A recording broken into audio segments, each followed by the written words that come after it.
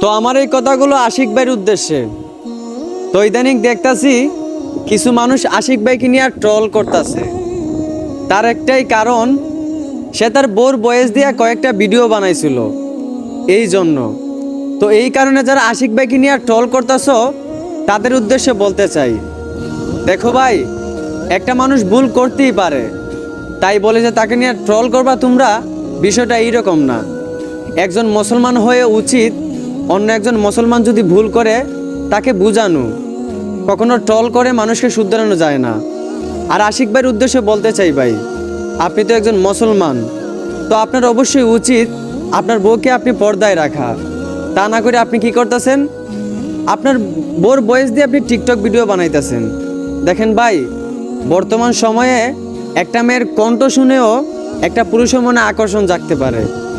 তো এই জন্য বলি ভাই, আপনার আইডিতে এমনিতেই অনেক ভালো ভিউ আসে, তো এইসব না কইরা ভালো ভিডিও বানান, শুধু শুধু মানুষের কাছে খারাপ হইয়েন না।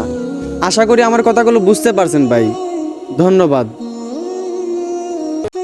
বর্তমান সময়ের মানুষ এতটা নিচে নাইমা গেছে, তারা সামান্য লাইক ভিউর জন্য তাদের মা বাবার কসম কাটতেও একটু দ্বিধাবোধ করে না।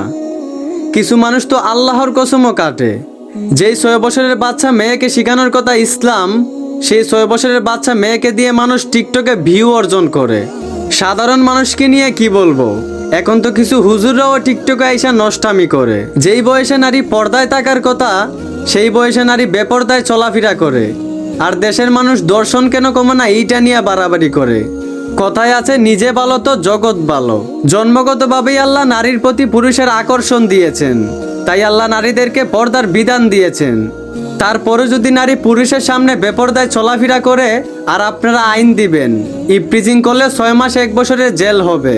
ঘরে বিড়াল থাকতেও যদি আপনি শুটকিটাকে সেইফে না রেখা বিড়ালের সামনেই রাখেন, আবার বিড়ালকে ওয়ার্নিং দেন শুটকি খেলে তোমাকে 10টা বেদ দেওয়া হবে, তাহলে বিড়াল বলবে তোমার এই ফালতু আইন আমার ঠ্যাঙ্গেও মানে না।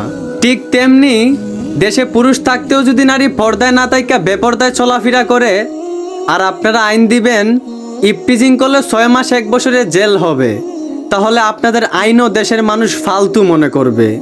কথাগুলো বুঝে থাকলে ধন্যবাদ। কথাগুলো মন দিয়া শুনবেন।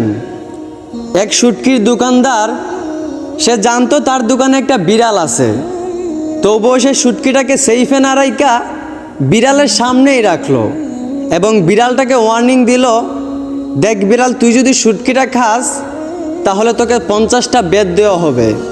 তখন বিড়াল বলল, তোমার মতো এই ফালতু লোকের আইন আমার ঠ্যাঙ্গেও মানে না। আমার প্রিয় জিনিস আমার সামনে রাখবা, আবার আমাকে ওয়ার্নিংও দিবা, তুই তো আসলে একটা বলদ। যদি শুটকিটাকে ডাইকা রাইকা সেইফে রাখতি তাহলে তোর আইনটা মানা যাইতো। ঠিক তেমনি আমাদের সমাজে কিছু মানুষ আছে যারা জানে যে দেশে পুরুষ আছে, তবুও তারা তাদের মেয়েদেরকে পর্দায় না রাইকা ছেলেদের সামনে বেপর্দায় চলাফেরা করায়। আবার তারা ছেলেদেরকে ওয়ার্নিং দেয় ইপটিজিং করলে 6 মাস 1 বছরের জেল হবে।